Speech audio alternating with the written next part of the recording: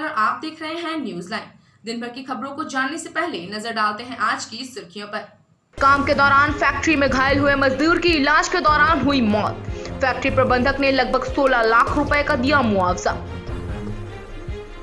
मनरेगा योजना में राशि गबन की शिकायत पर जांच को पहुंचे अधिकारी, कहा जांचोपरांत दोषियों पर की जाएगी कार्रवाई।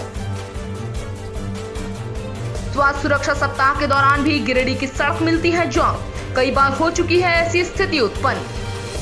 जमीन विवाद को लेकर दो पक्ष हुए आमने सामने। घटनास्थल पर पुलिस के पहुंचते ही जमीन पर कब्जा करने वाले आरोपी हुए फरार। वृद्ध पिता ने अपनी ही बेटी दामाद पर लगाया जमीन हड़पने का आरोप, प्रशासन से कर रहा है न्याय की गुहार। 3 दिवसीय निःशुल्क कोविन ऐप रजिस्ट्रेशन कैंपेन का हुआ समापन। शिविर में कुल 54 लोगों ने कराया निबंधन तो सैकड़ों लोगों को दी गई जरूरी जानकारी।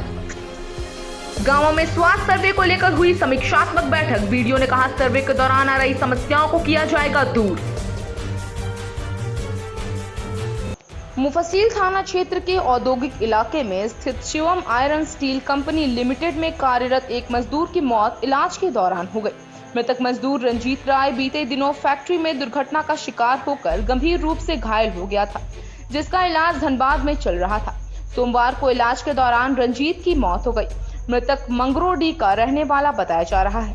मजदूर की मौत के बाद परिजनों ने मुआवजा की मांग को लेकर फैक्ट्री गेट के समक्ष शव के साथ प्रदर्शन करना शुरू कर दिया। सूचना मिलते ही गिरिडीह अंचल अधिकारी और पुलिस थाना प्रभारी विनय कुमार तत्काल मौके पर पहुंचे। इधर सूचना मिलते ही माले नेता राजेश सिन्हा समेत कई ग्रामीण भी फैक्ट्री पहुंचकर मृतक मजदूर के परिजनों के लिए मुआवजे की मांग करने लगे। बताते चले कि मृतक के 2 छोटे छोटे बच्चे हैं, जबकि मृतक की पत्नी 7 माह की गर्भवती भी है। भाकपा माले नेता समेत अन्य ग्रामीणों ने परिजनों के भरण पोषण के लिए फैक्ट्री प्रबंधन से मुआवजे की मांग की। इधर अंचल अधिकारी की अध्यक्षता में बैठक कर परिजनों को फैक्ट्री प्रबंधक के द्वारा 15,12,000 मुआवजा के रूप में और तत्काल सहायता के रूप में मृतक के श्राद्ध कार्यक्रम के लिए 70,000 देने का निर्णय लिया गया।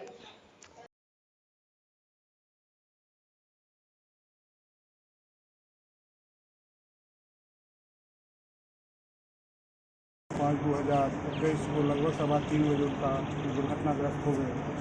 दुर्घटनाग्रस्त होने के बाद उन्हें तुरंत हम लोगों ने लोकल हॉस्पिटल जो विश्वनाथ नर्सिंग होम ले गए, जहाँ डॉक्टर ने सलाह दिया कि उनको हायर सेंटर में ले गए और हम लोगों ने तुरंत उनको उसी समय जो है DGH बोकारो भेजा। लेकिन ना डॉक्टर सफल रहे ना हम लोग सफल रहे उनको बचाने में, और बड़ी दुख की बात है कि उनकी मृत्यु हो गई। मृत्यु हो गई। हम लोग पूरा शिवम परिवार जो है, हमारे प्रबंधन जो है, बहुत दुखी हैं इस बात से। इस तरह की घटना किसी भी ना ऑर्गेनाइजेशन के लिए अच्छा है, ना किसी समाज के लिए अच्छा है। लेकिन जो चीज़ बियॉन्ड कंट्रोल है, हम लोग के हाथ से बाहर कर ही क्या सकते हैं। हम लोगों ने काफ़ी प्रयास किया। दुर्घटना के कारण मृत्यु होने पर वो एक वैधानिक प्रावधान के आलोक में क्षतिपूर्ति के 15,12,000 रुपया जो है उनके पत्नी को क्षतिपूर्ति के रूप में कंपनी के द्वारा दिया गया। साथ ही उनके कर्म क्रिया के लिए, अंतिम संस्कार के लिए भी कुछ राशि हम लोगों ने दिया है। उस राशि को बताना हमारे समझ से सही बात नहीं हो, लेकिन हम लोगों ने कारखाने में दुर्घटना में एक कर्मी घायल हो गया था, उसका इलाज DGH में चल रहा था और आज उसकी मृत्यु हो गई। मृत्यु के पश्चात उसका डेड बॉडी लाया गया और प्रबंधन ने जो सरकारी प्रावधान के अनुसार जो देय था, जो राशि मुआवजा की राशि थी, उसको देने पर सहमति बना। 15,07,000 कुछ रुपये की राशि मिली। इनकी दुर्घटनाग्रस्त हो गए थे, उसके बाद से इनको ट्रीटमेंट के लिए DGH भेजा गया। DGH में इनकी मृत्यु हो गई है कल, और ऐसी स्थिति में ये लोग अपना धरना प्रदर्शन दिए हुए कुछ डिमांड रखे थे।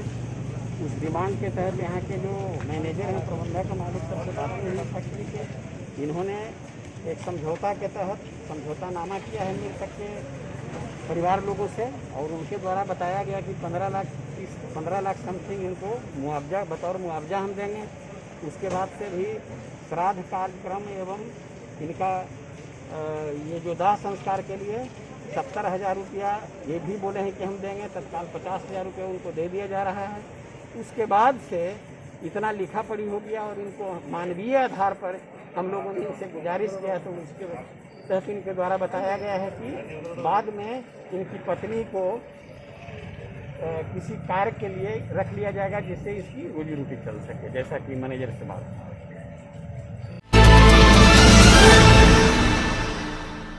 गिरिडीह सदर प्रखंड के सिंधवरिया पंचायत में इन दिनों मनरेगा योजना में भारी गड़बड़ी की जा रही है। गड़बड़ी में पंचायत के मुखिया अर्जुन प्रसाद कुशवाहा, पंचायत सचिव नकुल बेसरा एवं वेंडर के द्वारा वर्तमान में 5,36,000 रुपए की निकासी की गई है, जबकि धरातल पर अभी गार्ड वॉल की बुनियाद खुदाई की जा रही है। वहीं पूर्व से निर्मित कूप को नया दिखाकर राशि की निकासी की गई है। पंचायत के ग्रामीणों द्वारा लिखित शिकायत पर प्रखंड विकास पदाधिकारी डॉक्टर सुदेश कुमार ने मनरेगा योजनाओं में की गई गड़बड़ी की शिकायत पर जांच के लिए स्थल पर पहुंचे। जांच के दौरान मनरेगा नियमों का घोर उल्लंघन कर अवैध रूप से बिना कार्य किए सिर्फ योजनाओं को स्वीकृत कराकर राशि निकासी कर गबन का मामला प्रकाश में आया है। जांच के दौरान पंचायत में योजना स्वीकृति के नाम पर जमकर कमीशन खोरी का मामला भी ग्रामीणों द्वारा सुनने को मिला है। उस पर भी जांच कर सत्यता पाए जाने पर दोषियों पर सख्त कार्रवाई की बात की गई।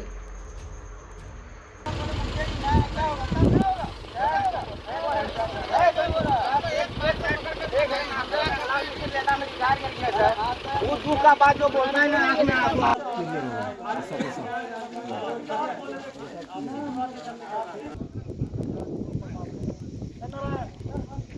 उसमें मुखिया जी बता रहे हैं 7 फीट और मेरे पास वीडियो भी है, फ़ोटो भी है, उनका माइंड नहीं दे रहे हैं। जिसमें से अभी वीडियो साहब आए थे, एनडीसी साहब भी, मैडम भी आई हुई थी, जय साहब भी, जय रूपेश कुमार जी भी आए थे।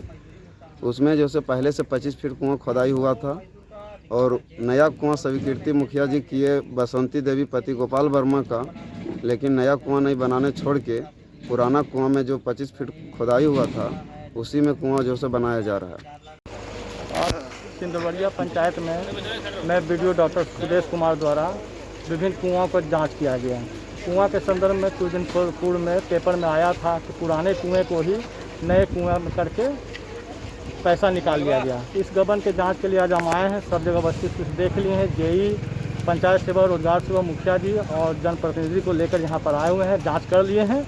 जाँच का रिपोर्ट 1-2 दिन में हम दे देंगे। और गांव के आदमी और इससे पूछताछ से पता चला है कि 7 फीट 100 फीट पहले से कुआं खुदाई हुआ था, उसी को बड़ा करके कुआं किया गया। इसका गहन जांच कर लिए हैं। इसका रिपोर्ट 1-2 दिन के भीतर दे देंगे।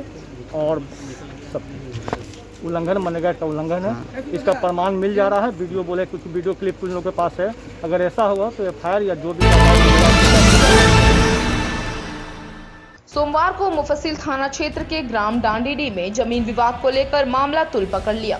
मामले को देखते हुए डांडीडी निवासी मोहम्मद महबूब आलम मामले को लेकर मुफस्सिल थाना चले गए।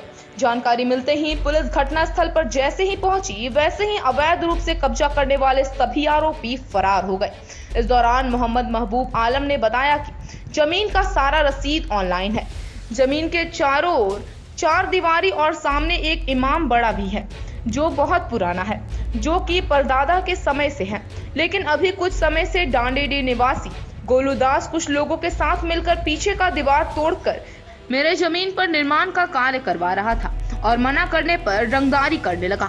कहा कि ये जमीन हमारी है, जिसकी सूचना मैंने लिखित मुफस्सिल थाना को दे दी है। पुलिस को यहां आते देखकर सभी लोग फरार हो गए। वहीं इस मामले को लेकर दूसरे पक्ष की महिलाओं ने बताया कि यह जमीन हम लोगों की है और हम लोग अपना घर बना रहे हैं। मोहम्मद महबूब आलम ने पुलिस प्रशासन से कार्रवाई की मांग की है। कागज बना सर सब लूट लिया पूरा जमीन। यहाँ से यहाँ लोग 5 प्लॉट है। क्या करिएगा नाम? ये जमीन किनका है? जगेश्वरदार। अब दादवा नामा हमारे लड़कवा जाने हम बुलाए थे। कौन सी नामा घटे को? लो जमीनवा अभी के खरीद लो जमीनवा? जमीनवा हमारा खरीद लो। हाजी खरीद लो, ये सब बेच लो। मनु अच्छा। और यहाँ बन क्या रहा है? हमारी ज़मीन है, हम 2011 में खरीदे हैं और ज़मीन का जो है सो मेरे पास में अप टू डेट पेपर है, ऑनलाइन पेपर है, ऑनलाइन रसीद है, मोटेशन है। उसके बाद ये लोग जो है सो अपना ये करके वर्चस्व दिखाता है, हरिजन बोल करके अपना जो है सो ये लोग हमको हमेशा 2-3 मरतबा इस तरह किया है। आकर के जबरदस्ती जो है सो ज़मीन पर चाय करता काम लगाता है। हमको मोहल्ले वाले लोग बल्कि वार्ड पार्षद वाला मुखिया लोग बोला था कि जो है सो हम लोग बैठ के तस्वीर कर देंगे। हम रुक गए, कोई काम नहीं लगाए और आज अचानक जो है सो यहाँ पर आकर के काम लगाया। यहाँ पे हम लोग को 100 साल जिसे ज़मीन ली 25 के उसके अंडर में उसके बाप दादा का पूर्वज का 100 साल का यहाँ पे ज़मीन का इसके पास में कागजात है और आज जो है सो ये लोग दावा कर रहा है, झूठ मूठ के लिटिगेट कर रहा है। समझे कि नहीं? ये ज़मीन जो है सो हमारे पास में सारा अप टू डेट पेपर है। जमीन किन से खरीदे थे? ज़मीन हम खरीदे थे बगल में जो है आसिर भाई, मनीर भाई वगैरह से खरीदे थे। कोरोना की रोकथाम को लेकर एक ओर जहां सरकारी निर्देशों को लेकर स्वास्थ्य सुरक्षा सप्ताह के तहत मिनी लॉकडाउन जारी है, वहीं शहर में कोरोना के मरीजों के घटने की दर से लोगों में कुछ राहत देखी गई, लेकिन इसके विपरीत लोग बेपरवाह भी नजर आ रहे हैं। शहर के टावर चौक, कचहरी चौक में लोगों की हुजूम देखी गई। सोमवार को चारों तरफ गाड़ियों से खचाखच रोड जाम दिखे। लोग बेपरवाह होकर शहर में मोटरसाइकिल, 4 व्हीलर आदि गाड़ियों का उपयोग कर रहे हैं, जिससे शहर में जाम की स्थिति देखी गई।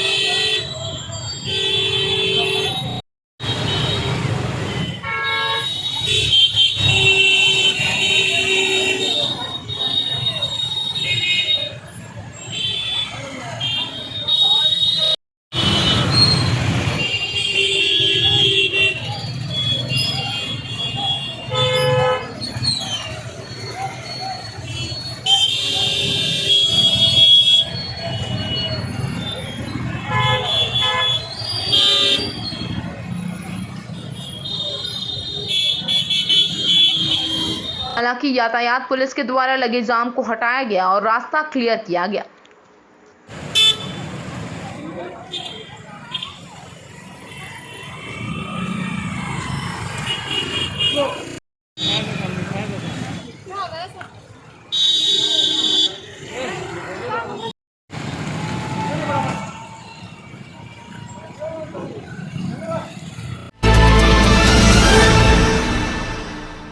शहरी क्षेत्र के बरगंडा उसरी नया पुल के समीप सीहोडी में हेल्प फाउंडेशन द्वारा आहूत 3 दिवसीय निःशुल्क कोविन ऐप रजिस्ट्रेशन कैंपेन संपन्न हुआ। ज्ञात हो 29 मई से ही हेल्प फाउंडेशन गिरिडीह द्वारा शहरी क्षेत्र के बरगंडा नया पुल के समीप शिविर लगाया गया था, जहां कुल 74 लोगों का निबंधन किया गया, तो वहीं सैकड़ों लोगों का मार्गदर्शन भी किया गया।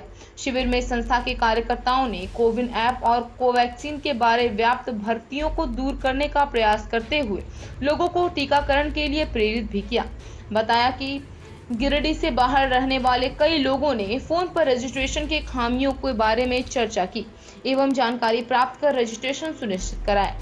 समापन दिवस के दौरान कैंप में पहुंचे उप महापौर प्रकाश सेठ ने कहा कि मैंने भी विविध मीडिया से इस कैंपेन को जाना, कहा कि यह एक सराहनीय पहल है। पूर्व रजिस्ट्रेशन सरकार के प्रयास में मदद करेगा। निबंधन से केंद्र में लाइन में लग निबंधन की बाट जोड़ने की आवश्यकता नहीं पड़ेगी। संस्था के सचिव रितेश चंद्रा ने कहा कि इस कार्य के सहयोगी पारश्वनाथ ITI झिंझरी मोहल्ला, किरण पब्लिक स्कूल कोल्डीहा एवं Ashok institute of hotel management के कैंपस गिरिडीह स्टेशन के सामने में भी यह शिविर 1 जून से 3 जून तक निबंधन का कार्य करेगी। कार्यक्रम के अंत में उप महापौर ने शिविर के आधार स्तंभ हेल्थ फाउंडेशन के युवा स्वयंसेवक प्रियांशु शेखर, अजीत कुमार यादव, वैष्णवी, कृष्णा कुमार, नीलू कुमारी एवं सपना कुमारी सहित अन्य स्वयंसेवकों को प्रमाण पत्र प्रदान कर सम्मानित किया।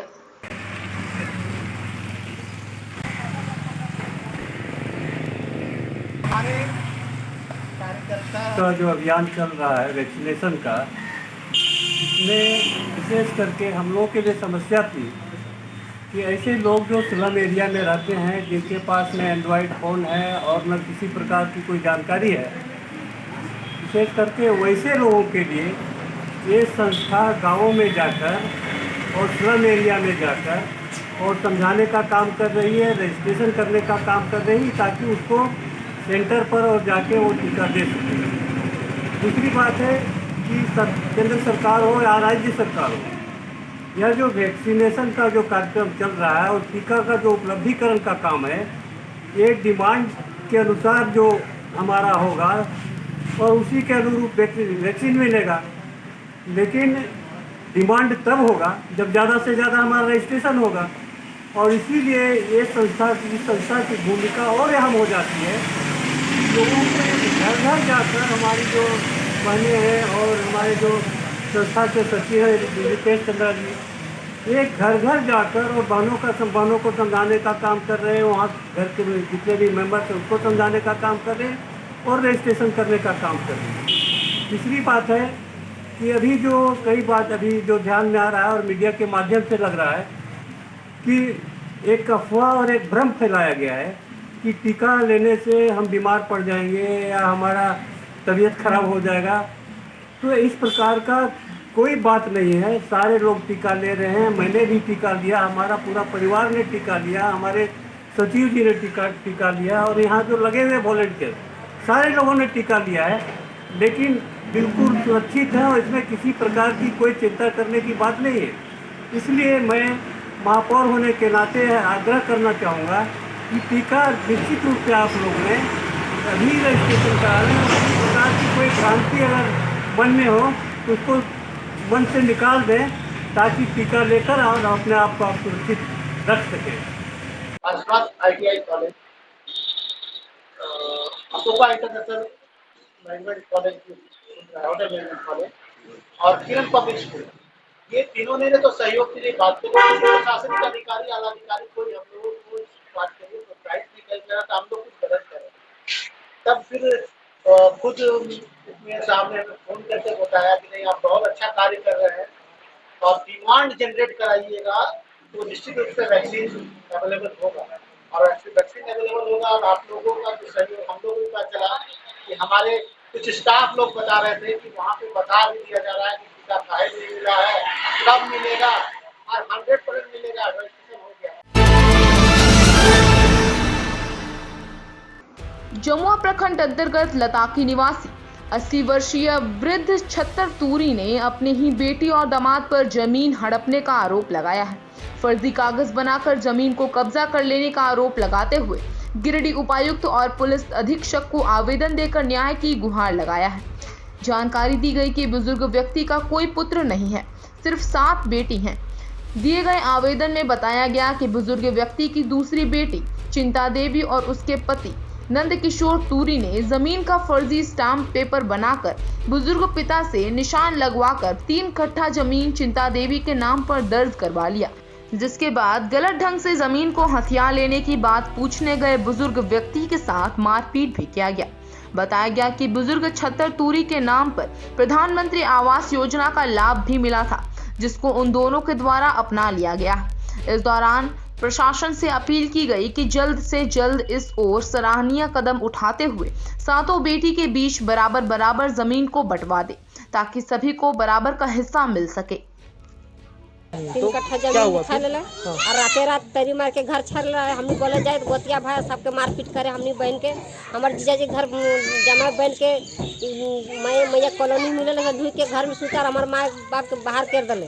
हमारे बहन बेटा है बीमारी उठा है ताकि यह मारपीट करे। और मुखिया सब मिल के और कहाँ का मुखिया के लताकी का मुखिया हाँ। वो भी उन लोग के साथ मिला हुआ हाँ सब मिल के सब कांड कर्म करे।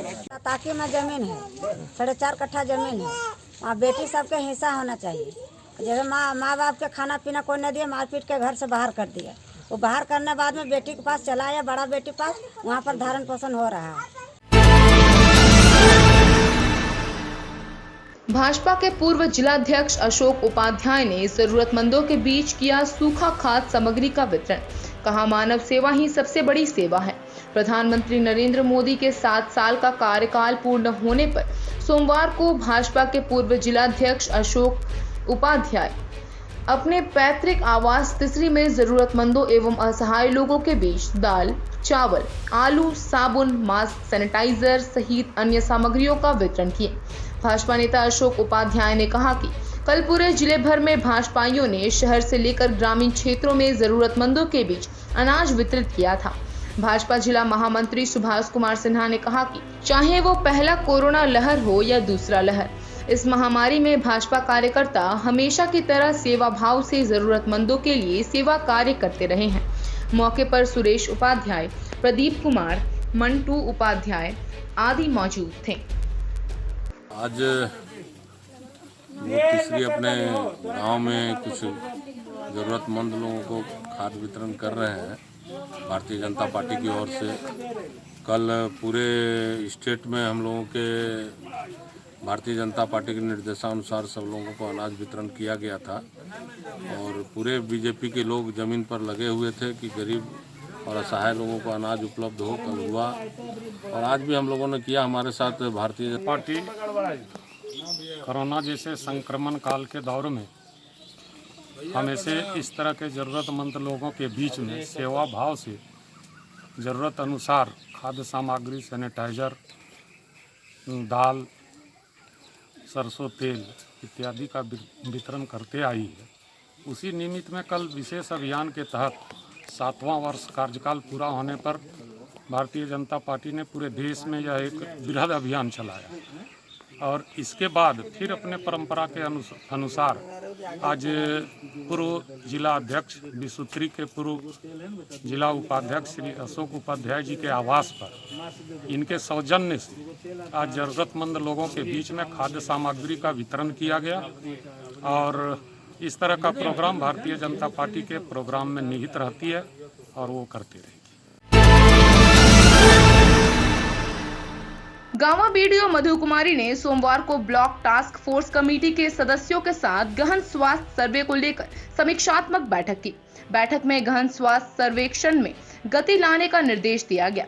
वहीं अब तक डोर टू डोर गाँव में सेविका, पोषण सखी मंडल तथा सहिया दीदी द्वारा किए गए सर्वेक्षण कार्यों की समीक्षा की गई। इस दौरान बैठक में टास्क फोर्स कमेटी के कुछ सदस्यों ने सर्वेक्षण के दौरान उत्पन्न हो रही समस्याओं को भी बीडीओ से अवगत कराया, जिस पर बीडीओ ने शीघ्र ही समाधान का आश्वासन दिया। बीडीओ मधु कुमारी ने कहा कि प्रखंड में गहन स्वास्थ्य सर्वे का काम तीव्र गति से चल रहा है। सुदूर क्षेत्र के कुछ गांवों में ग्रामीणों का सहयोग नहीं मिल रहा है, जिससे वहां सर्वे के दौरान स्वास्थ्य कर्मियों को काफी दिक्कतों का सामना करना पड़ रहा है। उन्होंने वहां के समाज सेवी और जनप्रतिनिधियों से सर्वे में आगे बढ़कर सहयोग करने की अपील की है। कहा कि वहां के समाज सेवी व जनप्रतिनिधि वहां के ग्रामीणों को टीकाकरण के लिए जागरूक करें, जिससे टीकाकरण की संख्या में बढ़ोतरी होगी। बैठक में प्रभारी चिकित्सा प्रभारी doctor Arvind Kumar, BEO Prabhakar Alok, CDPO Aarti Kumari, MO Pradeep Ram, BPM Pramod Kumar, BTT Rajda Khatoon व अजय कुमार समेत कई लोग उपस्थित थे। आज हम लोग ब्लॉक लेवल टास्क फोर्स हमारे कोविड को लेकर के हैं, उनकी बैठक समीक्षा बैठक बुलाई गई है और ये हर सोमवार, सप्ताह के सोमवार, बुधवार और शुक्रवार को बुलाते हैं हम लोग। अब हम लोग समीक्षा किए, जो सर्वे अभी किया जा रहा है डोर टू डोर सर्वे, उसकी समीक्षा की गई। बहुत ही अच्छा काम चल रहा है, लेकिन सुनने में आ रहा है इस जगह जैसे मलके, पलमा और दूरपड़िया में लोगों द्वारा सहयोग नहीं किया जा रहा है। तो मैं अपने इस आपके माध्यम से, मीडिया के माध्यम से मैं वहाँ की जो भी जागरूक जनप्रतिनिधि हैं और समाजसेवी लोग हैं, मैं उनसे आग्रह करना चाहती हूँ कि उन लोगों को समझाएं और टीकाकरण कराने में सहयोग करें।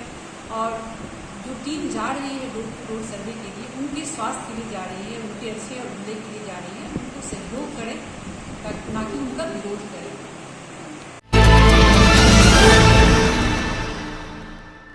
आज का यह अंक आपको कैसा लगा? आप अपनी सुझाव व राय इस नंबर पर दे सकते हैं।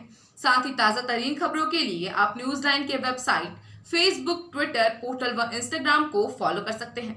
अब दीजिए पूरी टीम को इजाजत। नमस्कार।